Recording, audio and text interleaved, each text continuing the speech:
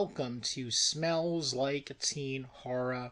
My name is Eric Kasloff, and today we're gonna talk about bodies, bodies, bodies. Now, right off the bat, I wanna let you know I am not an A24 fan.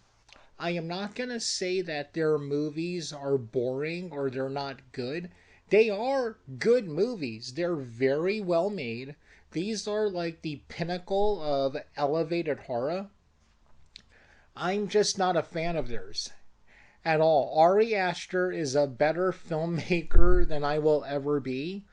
I'm just not smart enough to like these kind of movies. I love slasher movies. That's my bread and butter, what I'm good at writing, what I'm good at making, and what I'm good at watching and reading. So when I saw that A24 was doing a slasher movie, and one of the things about it was every generation needs its scream, I was like, okay, cool, because I feel a generation of horror fans are defined by the slasher movie that came out when that generation was teenagers, because those movies are either about teenagers or early college kids who that particular generation can relate to. So I was very, very excited.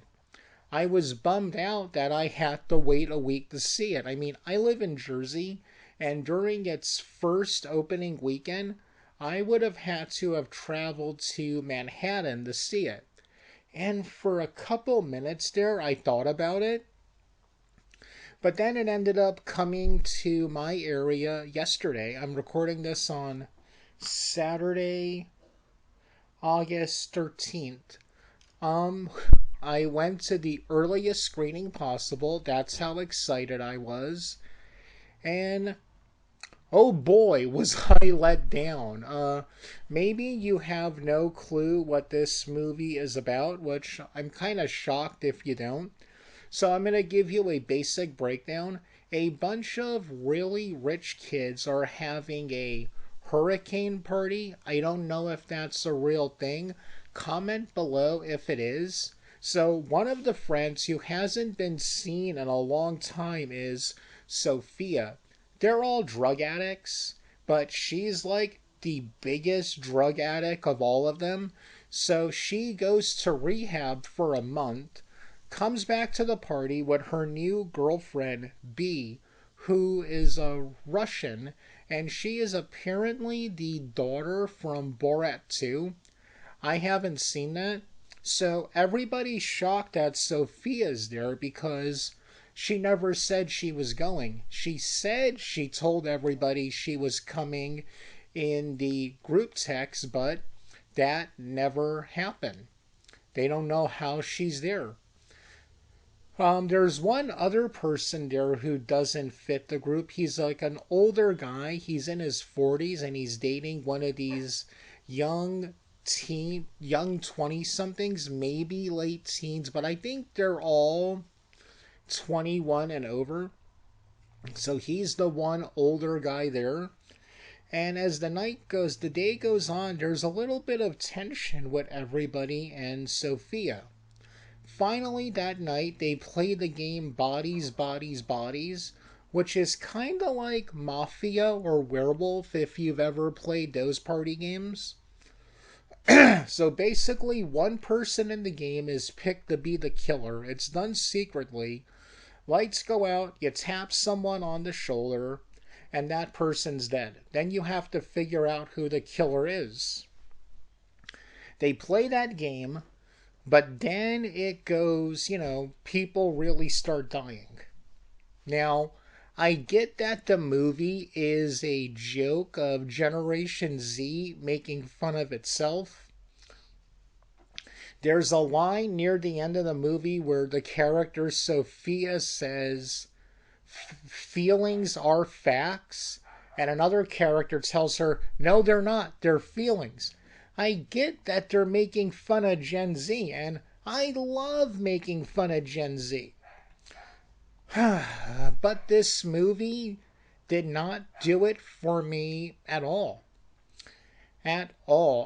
All the deaths except for one are off screen, and there's a reason for that I'll mention at the end. As you see in the title, it does say spoilers. I forgot to mention that there's spoilers at the start of me talking.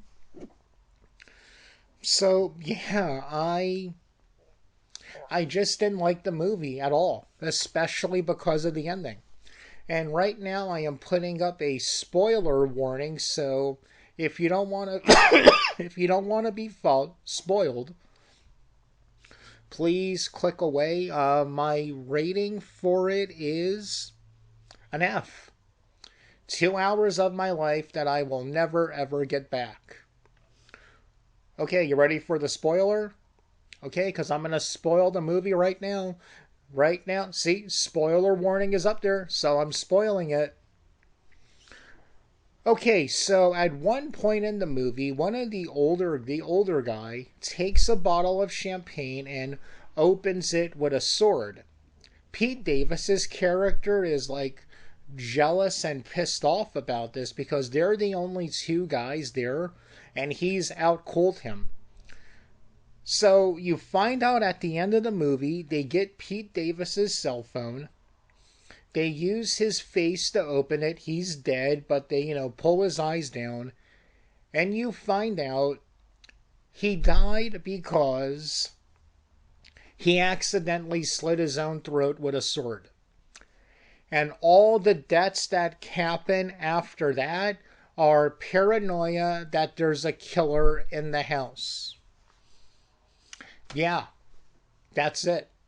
That's how all this started. Now I get that it's funny that that's how it all started, but I was just so let down. Do not go into this movie thinking it's a slasher movie. Go into it thinking it's just a murder mystery, maybe that there's really no mystery at the end. But yeah, maybe if I watch it again knowing the ending, I won't be too disappointed by it, but yeah, very, very disappointed. But here's a question. What did you think of Bodies, Bodies, Bodies? Are you one of the people that absolutely loved it? Or did you not like it at all, like me? Comment below and let me know. And hey, if you're feeling very generous, I'm going to ask you to do me a big, huge favor, and that is hit that like button. And if you haven't subscribed to my channel yet, I got a question for you.